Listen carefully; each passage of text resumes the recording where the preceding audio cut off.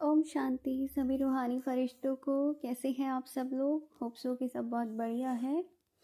आज हम 22 अक्टूबर 1970 22 अक्टूबर 1970 की मुरली पढ़ने जा रहे हैं, जिसका टाइटल है कि फुल की निशानी फ्लॉलेस। कि फुल हो चुके हो, कंप्लीट हो चुके हो, संपन्न हो चुके हो, उसकी निशानी क्या होगी? फ्लॉलेस। दैट मीन्स कोई भी फ्लो नहीं, फ्लॉज। यहाँ पर इसका मीनिंग ये है, कोई भी अशुद्धि नहीं, एकदम प्योर। ठीक है, तो ये इसका मीनिंग रहेगा, एकदम शुद्ध, बिल्कुल प्योर, जिसमें कोई कमी कमज़ोरी कुछ भी नहीं, नाम मात्र के भी नहीं, लेश भी नहीं। तो इसको है, और बाबा ने बहुत एक तरीके से सावधान भी किया है, चेतावनी तो नहीं कहेंगे, सावधान किया है। बहुत सारे राज इधर खोले हैं और बताया भी है कि कैसे आगे आने वाला समय तुम्हारा आ रहा है, कैसे तुम्हें रहना है। बाबा ने वही सेवाओं के लिए बताया कि भाई आवाज़ फैलाने में तो पास हो, लेकिन बाप के समीप जो है, आत्माओं को बाप के समीप लाने के लिए आह्वान जो है उनका करना है। अभी बिना आह्वान के भी सेवा अभी अधूरी है। तो बाबा ने कहा, now point to be underline, जितना स्वयं आवाज़ से परे होकर संपूर्णता का आह्वान अपने में करेंगे, उतना आत्माओं का आह्वान कर सकेंगे। कहने का मतलब ये है, योग में कभी आत्माओं का आह्वान किया है किसी ने? अगर योग में ये पुरुषार्थ नहीं किया है तो अपने पुरुषार्थ में अब ये होमवर्क है, ऐड कर लेना। आत्माओं का आह्वान करना है, आपको बुलाना है। जो दुखी आत्माएं हैं, अशांत आत्माएं हैं, उनको ठिकाना मिल जाए। जो देवकुल की आत्माएं हैं वो आ जाए, तो उनका आह्वान करना है। इसके ऊपर एक योग की प्रैक्टिस भी डाल देंगे।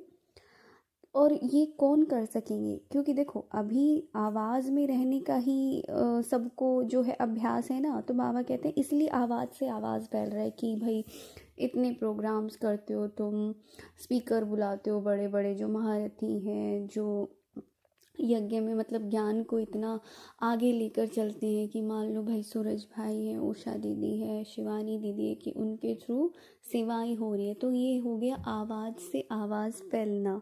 लेकिन हम आवाज़ से भी परे हो गए, क्योंकि अंतिम स्टेज क्या है? हम लोगों को सबको आवाज़ से ही परे जाना है।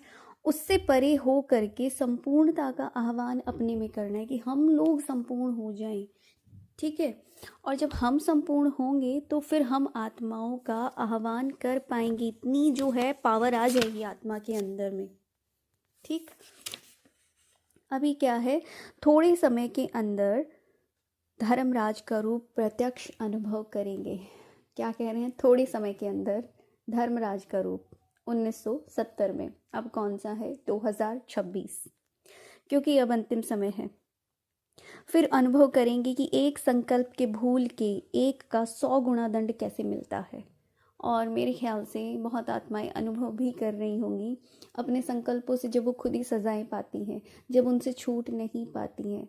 अगर हम कोई भी गलती करते हैं और फिर उस गलती के बाद बार बार बार बार वही चीज़ हमारे अंदर में गिल्ट के फॉर्म में, पश्चाताप के रूप में आता रहता है कि ये चीज़ ठीक नहीं है, या अंदर में एक अनचाहा सा दर्द महसूस होता रहता है कि जैसे पता नहीं क्या ही किया है, क्यों चीज़ें आगे नहीं बढ़ रही है, क्यों हम उतना पुरुषार्थ नहीं कर पा रहे हैं, क्यों, मतलब बहुत सारी चीज़ें ना अंदर ही अंदर आत्मा सजा पा रही है। उसको पता है सब कुछ, लेकिन उसके बावजूद वो नहीं कर पा रही है। तो इसको क्या कहोगे? बाबा ने कहा, नौ शुभ भगवानुवाच, अभी अभी किया और अभी अभी इसका फल व दंड प्रत्यक्ष रूप में अनुभव करेंगे। अभी वो समय बहुत जल्दी आने वाला है, अभी वो समय आ चुका है। ये मैं कह, इसलिए बाप दादा सूचना देते हैं, क्योंकि फिर भी बाप दादा बच्चों के स्नेही हैं, बच्चों से प्यार तो करते हैं ना। उनको भी ये रहता है कैसे भी करके बच्चे आगे बढ़ जाएं, सुधर जाएं। आगे सुनो, बाप के आगे रचना हो, लेकिन अब समय ऐसा आने वाला है जो मास्टर रचयिता, मास्टर नॉलेजफुल बन करके उस आकर्षक पावरफुल स्थिति में स्थित न रहे, तो रचना और भी भिन्न भिन्न रंग ढंग रूप और रचेगी। अगर हम मतलब हम इतने पावरफुल स्थिति में स्थित नहीं हुए ना, तो जो हमारी रचनाएं हैं, ठीक है, तो मास्टर रचयितापन का नशा होना चाहिए। हमारी रचना क्या क्या है, अब ज़रा सोच लो। आपने अपने आसपास ये जो पूरी दुनिया रच रखी है ना अपनी, ये आप ही की रची हुई है, आपके कर्मों द्वारा रची हुई है, जो भी दिखाई दे रहा है इन आँखों से। तो ये जो रचना है ना, अलग अलग रूप से, अलग अलग रंग ढंग से और अलग अलग तरह के रूप बनाएगी। तो बाबा बोलते हैं कि अभी इन भूलों को दूर कर दो, दूर कर दो। बाबा ने कहा अभी आपके अपने अपने भक्त, आप गुप्त वेशधारी देवताओं को फिर से पाने के लिए तड़प रहे हैं। आपके संपूर्ण मूर्त प्रत्यक्ष होंगे, तब तो आपके भक्त प्रत्यक्ष रूप में अपने इष्ट को पा सकेंगे। यानी जब तुम खुद प्रत्यक्ष हो जाओगे, जब तुम खुद संपूर्ण बन जाओगे, तब तुम्हारा वो जो रूप प्रत्यक्ष होगा, उस तभी तो तुम्हारे भक्त तुम्हें पा सकेंगे। अब कैसे पा सकेंगे भक्त? तुम्हें देख रहे हैं वो साधारण रूप में, कौन तुमसे आभास करेगा कि हाँ ये हमारे इष्ट हैं?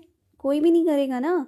अभी तो कई प्रकार के हैं, भला बात सुनेंगे, लेकिन यह भी याद रखना, एक तरफ आसुरी आत्माओं की आवाज़ और भी आकर्षक तथा फुल फोर्स में होगी, ध्यान रखना, अब चेतावनी है ये। दूसरी तरफ आपके भक्तों की आवाज़ भी कई प्रकार से और फुल फोर्स में होगी। बाबा ने क्या कहा है इसमें, जैसे मिलिट्री मार्शल पहले एक सीटी बजाते हैं, फिर लास्ट सीटी होती है फाइनल वाली। तो बाबा आज नाजुक समय की सूचना की फर्स्ट सीटी है, सीटी बजाते हैं। आज नाजुक समय की सूचना की फर्स्ट सीटी है। ये देख लो कौन सी मुरली है जिसमें फर्स्ट सीटी है। 22 अक्टूबर 1970 पहली सीटी बजा दी है बाबा ने। कब? 22 अक्टूबर 1970 में। सीटी बजाते ही तैयार हो जाओ। बाबा ने कहा हर एक के एक एक सेकंड के संकल्प का चित्र अव्यक्त वतन में स्पष्ट होता रहता है, इसलिए बेपरवाह नहीं बनना। जो तुम सोच रहे हो, जो तुम कर रहे हो, क्या बोला सुन लो, एक एक सेकंड के संकल्प का चित्र जो भी तुम्हारी बुद्धि में आ रही है, मत सोचना कि तुम अंदर में कुछ भी सोच रहे हो और नहीं पता है। बाबा देखता नहीं है, पर रिकॉर्डिंग सब कुछ है उसके पास, चाहे तो देख सकता है, वो स्पष्ट होता है। बेपरवाह नहीं बनना। समस्याओं का सामना करें तो समस्याएं समाप्त हो जाएं, ठीक है। तो ये है। और देखो अब ये चलो देख लेते हैं इसी में। बाबा अभी इशारे में कह रहे हैं, फिर सभी प्रत्यक्ष रूप में आपकी स्थिति बोलेगी। कैसे बोलेगी? अभी जो अंश है ना, बाद में उसका वंश बन जाएगा और वो इतने बड़े रूप में आएगा ना कि छिप नहीं सकेंगे, छिप नहीं सकेंगे। जैसे नारद की सूरत सभा के बीच छिप सकी, वो बैठ गए ना लक्ष्मी को वरने के लिए, उन्होंने विष्णु से वरदान मांगा कि मुझे हरि का रूप दे दो। अब हरि के तो कई अर्थ होते हैं, हरि का एक रूप होता है वानर का भी, तो उन्होंने तथास्तु बोल दिया।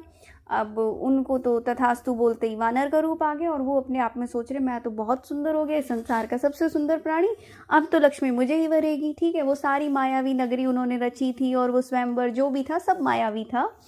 तो चले जाते हैं, लाइन में खड़े हो जाते हैं।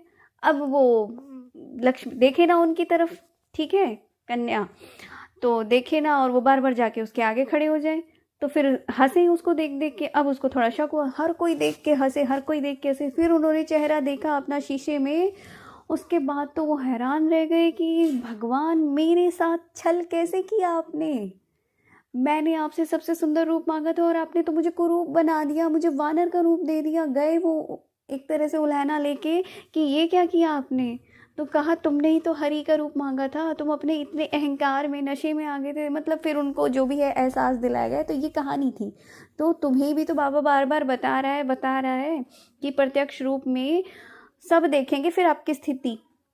और ये जो अगर वंश उगाया ना, तो अभी इसको कंट्रोल करना है, नहीं करोगे तो फिर सब देखेंगे तुम्हारा वो रूप। जिसके अंदर गुस्सा है, गुस्से का वो रूप देखेंगे, लोभ है, लोभ देखेंगे, अहंकार होगा, मोह होगा, काम होगा, वासना, कुछ भी होगा छिपेगा नहीं, किसी न किसी रूप में बाहर आएगा और दुनिया देखेगी। और उसके बाद जब नंबर फिक्स हो जाएंगे ना, फिर बैठ के रो लेना, पछता लेना कि ये क्या हो गया हमसे, फिर सिर पे हाथ मारना, क्योंकि ये एहसास आ जाएगा, फिर कहोगे तो ये थी जी आज की मुरली। तो जिनको भी मुरली अच्छी लग रही है, चैनल को लाइक, शेयर और सब्सक्राइब कर दे। जितना हो सके दूसरों के साथ शेयर करें। अव्यक्त मास है, पुरुषार्थ में खूब अच्छे से लगे रहें। बाबा तो नई से नई बातें, नए से नए राज खोल रहे हैं हमारे सामने। तो जी मिलते हैं नेक्स्ट मुरली में, तब तक के लिए Om Shanti. Thank you so much मुझे सुनने के लिए। ओम